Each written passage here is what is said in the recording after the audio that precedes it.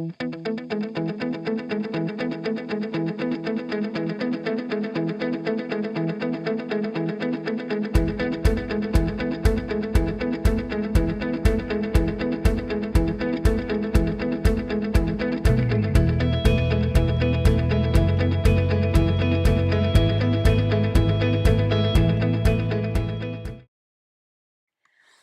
everyone, this is Katie Shimilewski with the NGLCC. I want to thank everyone for joining us today for Cybersecurity 2.0, and I also want to thank our presenter from Silverback Cybersecurity, Jay Kimo, and he is accompanied by Lisa and Paul as well, so thank you. Great, thanks Katie. As Katie said, we'll make this informal. I do have a formal presentation to go through, but please interrupt me with questions as we move along. It will make things more interactive and hopefully more meaningful in learning for you. Thank you for joining. This is Cybersecurity 2.0, Advanced Cybersecurity in your organization. I am Jay Kimo. I'm the Chief Security Technology Officer here at Silverback Cybersecurity. For today's agenda, just a quick introduction. We'll skip over that. If you were on the 1.0, you know who we are. We'll go over just a brief recap of what we discussed in the 1.0 session last week. Then we're going to look at threats requiring mitigation, and then some cybersecurity architecture principles and best practices. Introduction, we are a managed offering and consulting cybersecurity service company. Just here to help our customers understand, prioritize, manage, and prepare with cybersecurity. A recap of last week. So in last week's session, we talked about really understanding threats, assets, and vulnerability, which then equal your risk, and how to identify, protect, detect, respond, and recover to those threats, basically around the loss of data or information that is feasible to your companies. In this session, we're going to go more into the threats that require mitigation and how to mitigate those threats. Threats requiring mitigation. So the way we've classified this is that we look at two low-level cyber threats that are prone to, I would say, almost 95% of all small businesses. And those are, number one, the ones that involve malware infection, where a user action, such as opening an infected email attachment, a malicious website link, a Word document, even the aspects of, add me on a fictitious LinkedIn kind of site, pop up in your email, and the others revolving around automated tools that exploit vulnerabilities, both in servers and network devices, as well as the software that runs on those. So the way we're going to take a look at these kind of things is how to mitigate them with, basically we're going to go through 5 concepts. One are boundary firewalls and internet gateways. 2 are, we're going to talk about secure configurations. 3, we'll talk about access control. 4, we're going to talk about malware protection, and then 5, we're going to talk about patch management. And as you can see from this diagram, the low-level cyber threats tend to affect, the desktops, PCs, and laptops, sometimes smartphones and tablets as well, but not so much on the hardware type devices, where the number 2 threats really are targeted at your email, web, and application servers that you may have within your business. This also can be targeted towards servers that you may have set up, such as web servers with external other business servers, as well as Amazon Web Service or Microsoft Azure. But really, by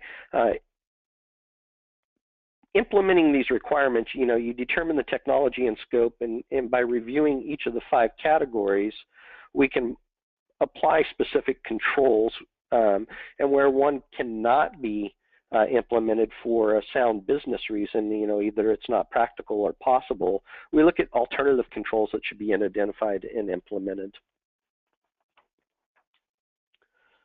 So first off, we're going to talk about boundary firewalls and internet gateways. The boundary firewalls and internet gateways are the key heart to your business having access. Oops, back to that. Clicked one too many times. Are the key accesses for your services being put out. And what the objectives are with these is to really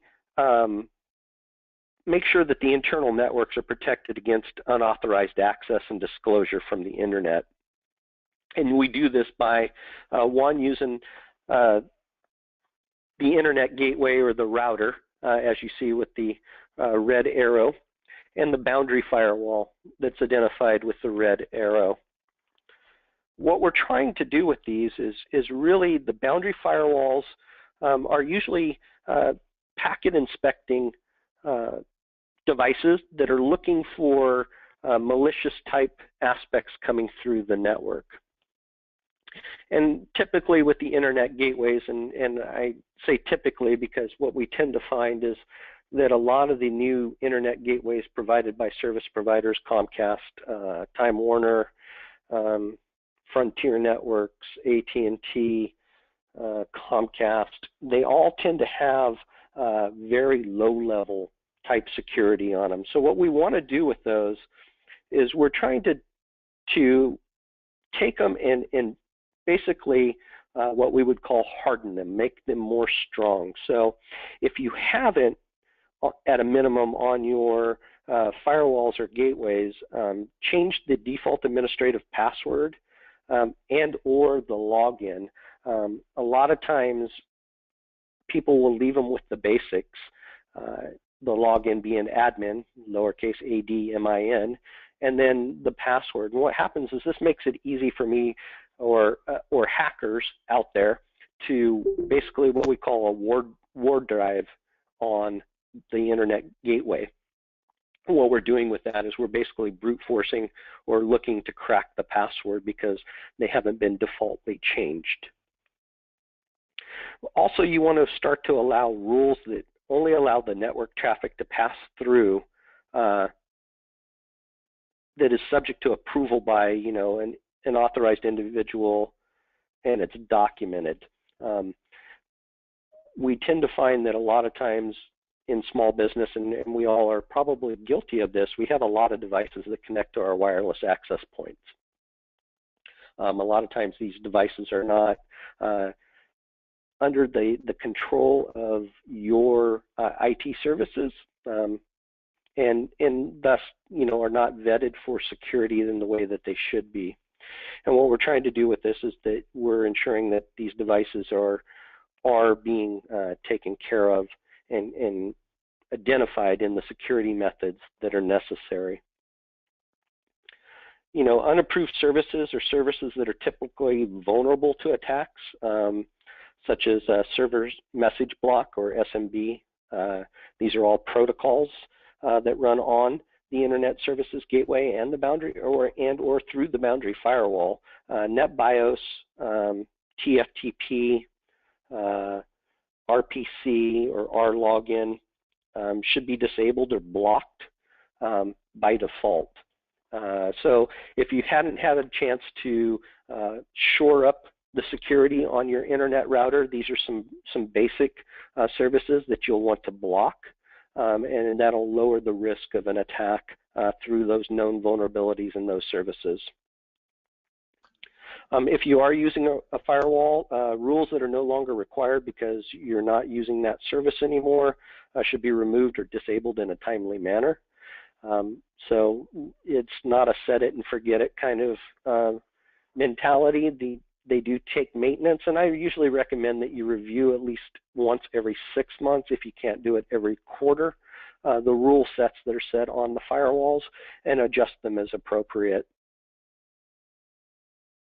The other thing that we tend to find is a lot of times is on these internet gateway routers that the administrative interface is usually set to be accessible from the internet, and that is something that you will want to turn off.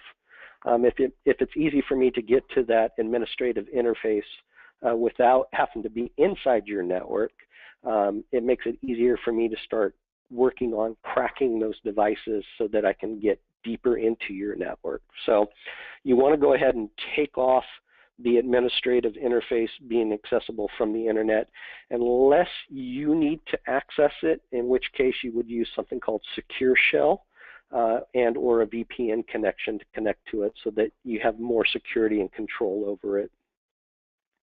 The remote administrator or external service provider, really you need to look at the additional security arrangements.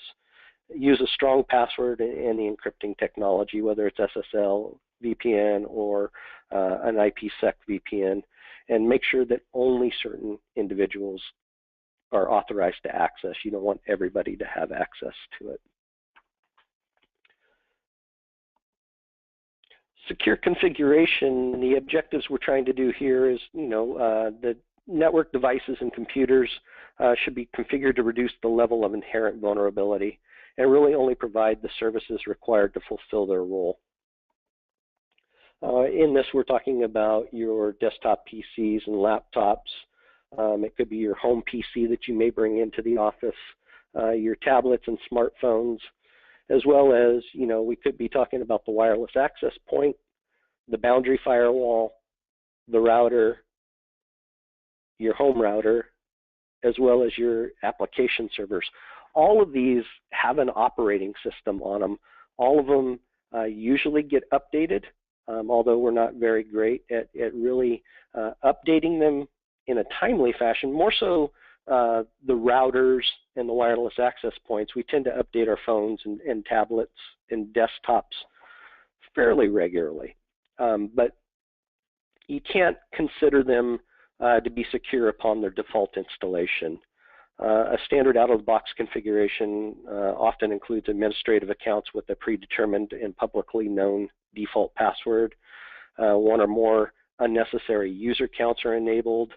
Sometimes those accounts have special access privileges and pre-installed but unnecessary applications or services. So what we're trying to do in the secure configuration is really start to tighten up our computer systems to be what they are meant for in our work environments.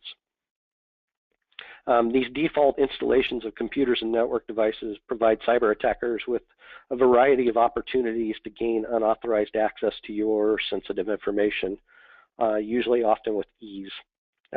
If you take these measures of applying simple security controls when installing them, you will inherently take the weaknesses and minimize them, providing you some increased protection. You basically want to start to take off the unnecessary user accounts. These are guest accounts that you'll see usually on Windows PCs. Even in the Macintosh, there's some accounts that are not necessary. Change your default passwords to strong passwords and have a strong password for everything. Please don't let your web browsers remember your passwords. That's one of the easiest ways to be compromised of the passwords, which are the keys to your forest, and treasure chests, and that's one thing to do. I know passwords can be a problem. We tend to use the same password for everything. Try not to. And one of the easiest tricks that I can recommend is think of a sentence that that's in memory to you. Change letters for numbers or characters, an I for an exclamation point, an A for an ampersand sign, an S for a dollar sign, those kinds of things in it. Use uppercase and lowercase. And then if it's for websites that you normally log on to, and we'll just throw the common ones out there like Google or Facebook, or it could be your banking, B of A, Chase. Take the first three letters or an abbreviation of the website you're logging onto. So for an example of a password, it would be Facebook, FB, and then a sentence. My dog's name is Sam for the password. If we were doing it for Google, it'd be GOO, Goo. My dog's name is Sam. By doing this, you're creating variable passwords for everything, but you're remembering them the way that you know how to.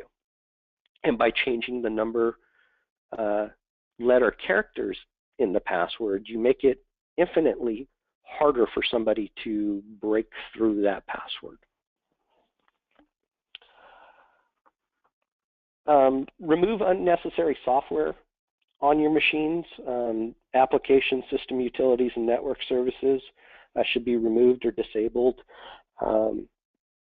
This is something that a lot of small businesses really don't understand, but if you leave everything on there, you're just opening up more and more holes into the machine. If you don't know which services are necessary, spend just a little, work with the PC technician to work that out, and they will tell you which services can and can't be turned off for your business. The auto run feature should be disabled. This prevents programs from running automatically when removable storage media is connected to a computer or when network folders are accessed. Also, sometimes this is on downloads from web browsers. You do want to have that feature turned off. And then ultimately, a personal firewall or equivalent should be enabled on desktop PCs and laptops, configured to block unapproved connections by default. There are firewalls already on Windows machines as well as Macintoshes. Not so much on the Android or OS systems. There are some free downloadable apps. You want to vet those. But on your home PCs or your desktops and tablets that you're using in there, you definitely want to start to configure those firewalls that are already provided in the operating system to harden up the machine. We're going to look at user access control. What we're doing with the objectives in this one is to specifically look at user accounts, particularly those with special access privileges. In a Windows environment, those are usually the administrative accounts. They should be assigned to only authorized individuals and managed effectively to provide the minimum level of access to applications, computers, and networks. What we're talking about in here is our email, web, and application servers that we may have in-house, our desktop PCs and laptops. It could be our Android phone and our tablets and our home PCs.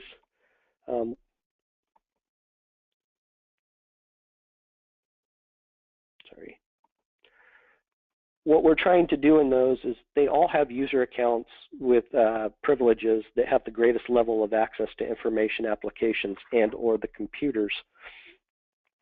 And when these privileged accounts are compromised, their level of access can be exploited, resulting in a large-scale corruption of information, affected business processes, and unauthorized access to other computers across the organization.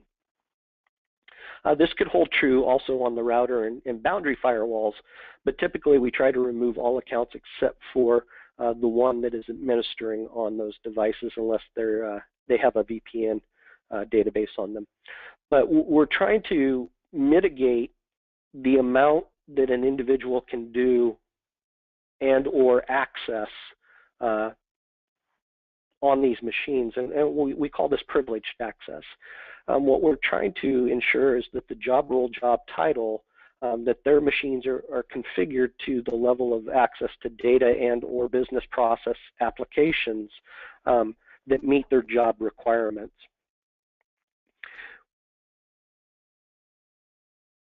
To protect against this, you're really trying to take special access privileges and really the principle of least privileged applied to the user accounts and granted in restricting the access. If you're not running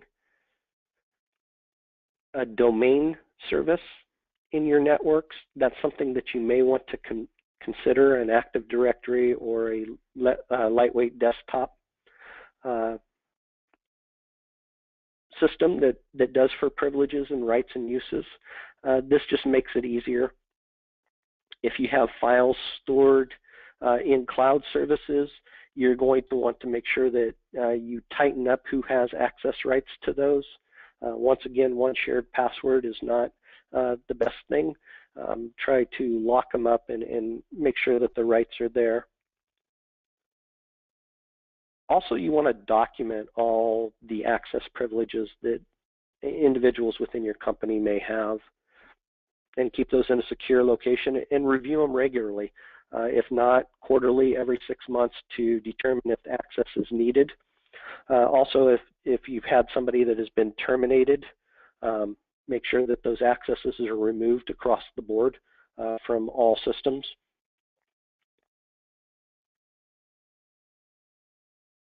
Administrative accounts should only be used to perform legitimate administrative activities. So if your home PC and you're using everything from an administrative account, that's a security flaw that you want to correct. Administrative should only be for the administration of those systems.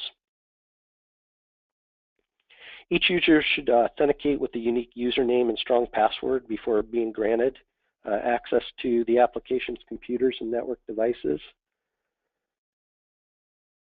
And when those user accounts and privileges should be removed when no longer required, or when your individual changes roles within your organization, or after a predefined period of, say, every 3 to 5 months.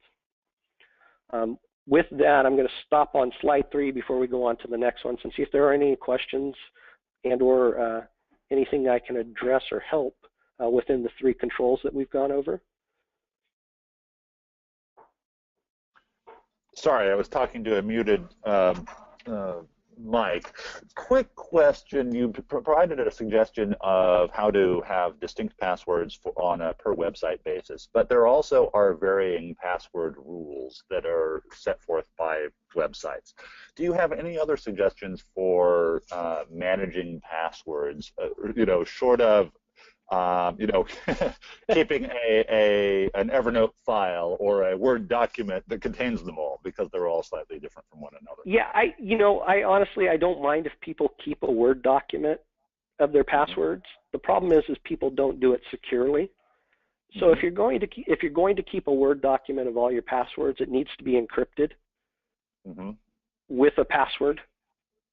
Right. That you can access. But because it's encrypted, it provides more security. Password controls, you're right. Everybody does not have a standard as to how they want to set them.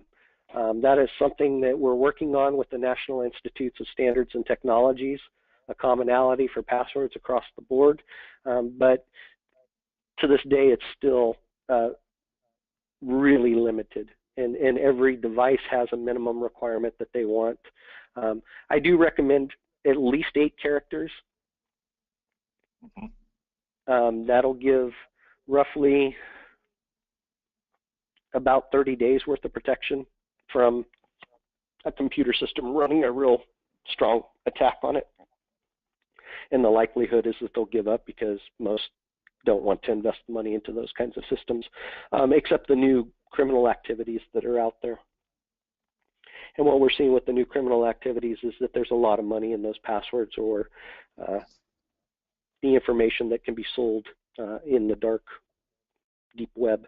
But if you must store them on something, whether it's an Excel file or a Word document or numbers or pages for the Mac users, please make sure that they're encrypted.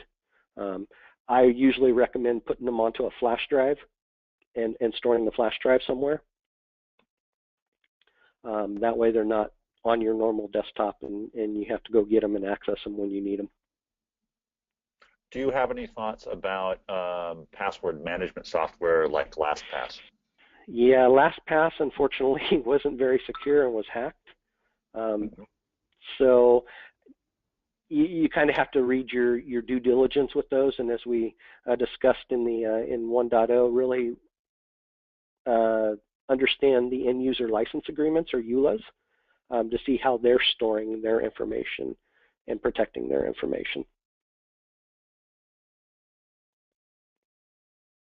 Thank you. No worries. Any other questions?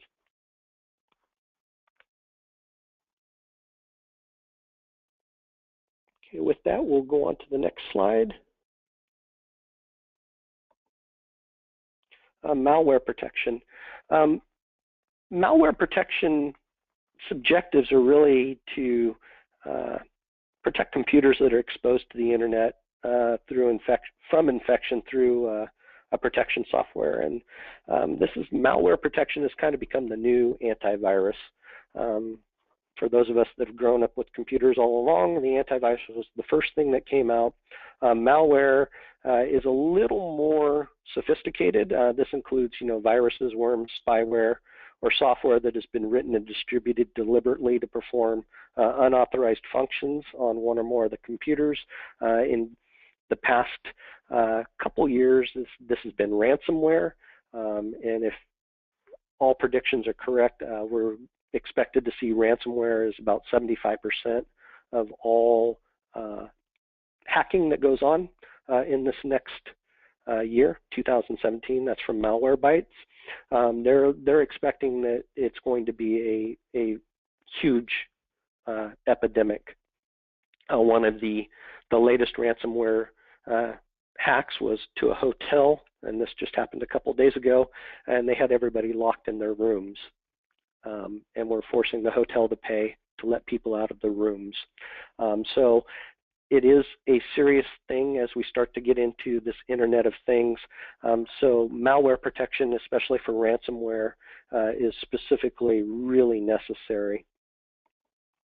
This is going to be applied on your smartphones and tablets, your desktop PCs and laptops, your Android and iPhones, your tablets, your email, web, and application servers, your home PCs, and there's even some new boundary firewalls that are called universal threat management devices that have antivirus malware protection on them already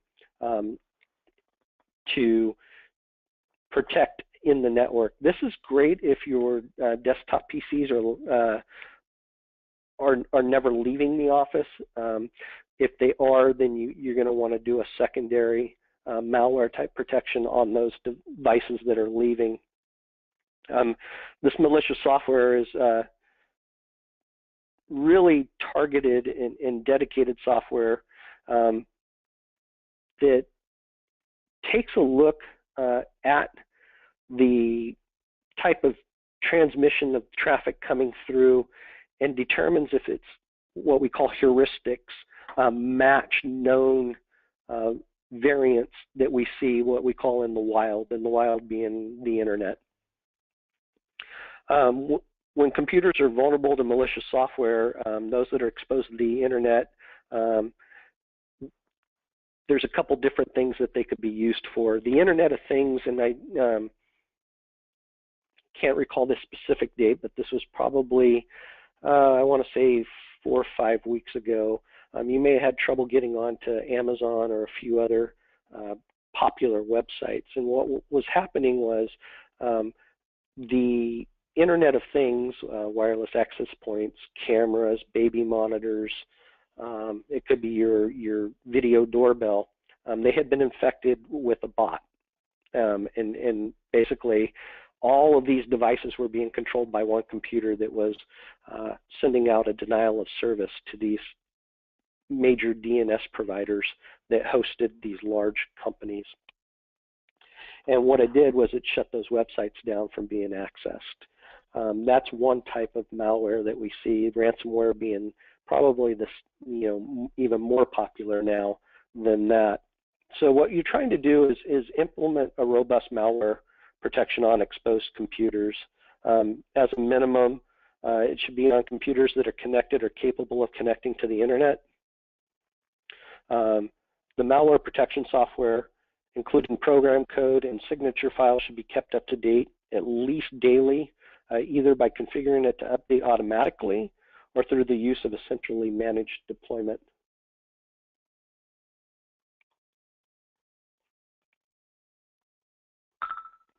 Managed protection software should be configured to scan files automatically upon access, when downloading or opening the files, accessing the files on removable storage media or network folders, and scan web pages when being accessed via a web browser.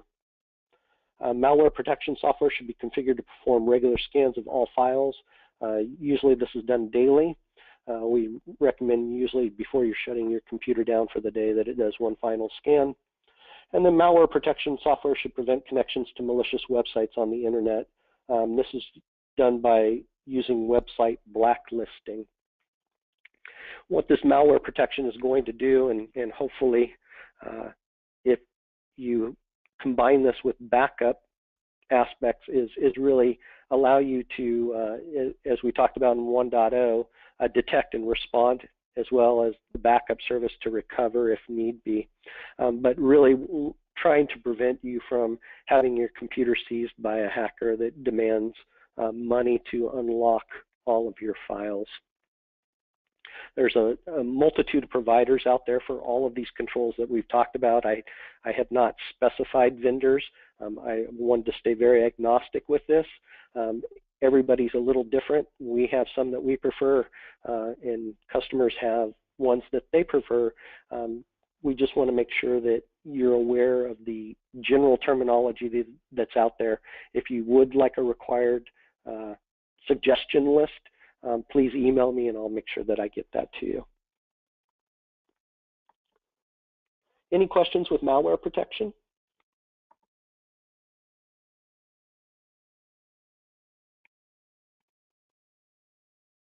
Great, I'll move on. Patch management. This is probably the biggest aspect that I have in trying to get computers up to date and making sure that they have the latest security installed on them. This is going to apply not only to your routers, your firewalls, your email, web, and application servers, the home PCs, access points, desktop PCs, your smartphones and tablets, pretty much every device within the network. What we're trying to do with this is every week there's something new, vulnerability that is discovered not only in the operating systems of the machines that we're using, but also on the applications and concepts. Any computer and network device that runs software can contain weaknesses or flaws, and those are typically referred to as technical vulnerabilities. Their Department of Homeland and Security keeps a running list of all of the vulnerabilities in every software device that's out there, as well as application. They're frequently being discovered daily, and once known, they're deliberately misused to exploit by malicious individuals or groups to attack an organization's computers and networks, whether it be for social or economical reasons. Vendors of software will typically try to provide fixes for identified vulnerabilities as soon as possible in the form of a software update known as patches, and then release them to their customers using a formal release schedule such as weekly. To help avoid becoming a victim of these attacks that exploit software vulnerabilities, your organizations really need to manage patches and update the software effectively. Basic technical cyber protection for patch management. As a minimum, software running on computers and network devices that are connected to or capable of connecting to the internet should be licensed and supported by the software vendor or supplier of the software. To ensure security patches for known vulnerabilities are made available. This is really targeted at the application levels. A lot of times we'll let our protection of the license expire, and or we'll use freeware, which isn't always supported in the latest ability for patch management. Updates to software, including the operating system, software, and firmware running on computers and network devices that are connected or capable to connecting to the internet, should be installed in a timely manner. This is really within like 30 days of release, or automatically when they become available from vendors. This tends to be a real problem in the tablet and smartphone arena. New firmware, also in the routers and firewalls, there's new firmware that comes out that usually protects from the vulnerabilities and or has improved the performance of the device. And Apple has done a pretty good job of making it known when their OS systems need to be updated. In the Android world, not so much. Every provider and vendor of phone out there has a different kind of release schedule, and if you haven't gone into your devices, usually on a smartphone or like a Samsung tablet or any of the other Android tablets, if you go into your settings and scroll down to About, it'll either be About Phone or About, there is a button in there to check for firmware upgrades. This is something that you want to do routinely. A lot of times the carriers, AT&T, Sprint, Verizon, do not publish that there have been firmware updates. So you want to make that a constant habit to at least check that on a quarterly basis, including for your wireless access points, routers, and firewalls as well. Out-of-date software that is no longer supported should be removed from your computers, and network devices that are connected or capable of connecting to the internet. Once again, this goes back to analyzing what we are currently using, and if it's not supported, then it's probably best not to have it in the network.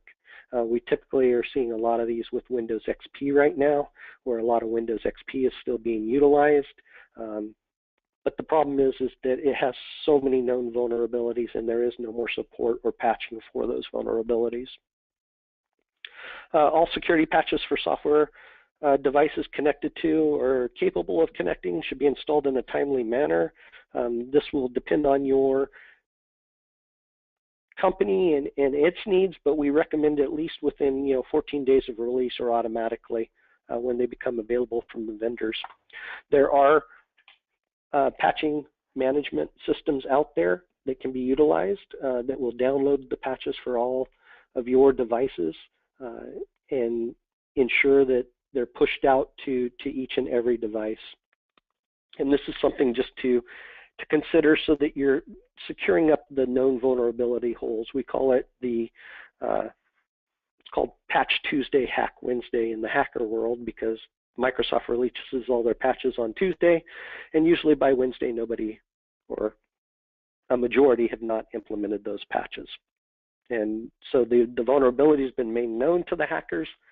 The hackers now have an exploit for the vulnerability, and the patch to negate that vulnerability has not been installed. So with that, I'll open it up to questions, answers, both not only for this one, but from the 1.0 as well, and we can see if we can address the needs of your cybersecurity that you may have within your networks. In terms of developing a cybersecurity plan for a smaller sized business, what resources, and I think you and your firm are an example of them, what resources should business owners be thinking to access, and maybe it's what types of resources, in order to start a planning process, consider doing an audit, and actually take action to beef up their internal cybersecurity? Yeah, so there's a number of resources that are out there. There's the National Institutes of Standards and Technologies. There's, if you're in the banking world, it's the, and I'm probably going to get this acronym wrong, FFECC. If you're dealing with the power industry, there's a government agency for that. Department of Homeland Security has one, as well as the Small Business Administration. All have references to starting. My recommendations that I do with our customers and when we do these seminars is really taking a look at what your business does and then applying the regulations to it. A lot of times you'll find that regulations or auditing purposes, a lot of them may not pertain to what you do in your business today. So, and others may. It really depends on what type of industry you're in and the level of security protections that you need. We have some businesses that are fully cloud-based where their security needs are very different than those that may have their own servers inside their own businesses. So it really is an analysis of looking at what you have in place, what type of information you're looking to protect, and then really starting to craft around that. Did that address your question? Yes, thank you. You're welcome. If there's no other questions, I really would like to thank everybody for their time. We hope that these have been helpful for you in guiding you in your cybersecurity journeys. We thank the NGLCC for allowing us to present to you. If you do require further information, please follow up with the NGLCC contacts, and or you have my contact information. More than happy to assist you. Just let us know, and we will make sure that your cybersecurity needs and concerns are addressed and taken care of. We really appreciate the feedback in making these more powerful and more in line with your needs. So if you could provide feedback to the NGLCC of what you thought of these webinars, it would be greatly appreciated. And thank you so much to Silverback Cybersecurity and everyone who joined the call, and feel free to follow back up with us at the NGLCC with any follow-up questions that you have. Thank you.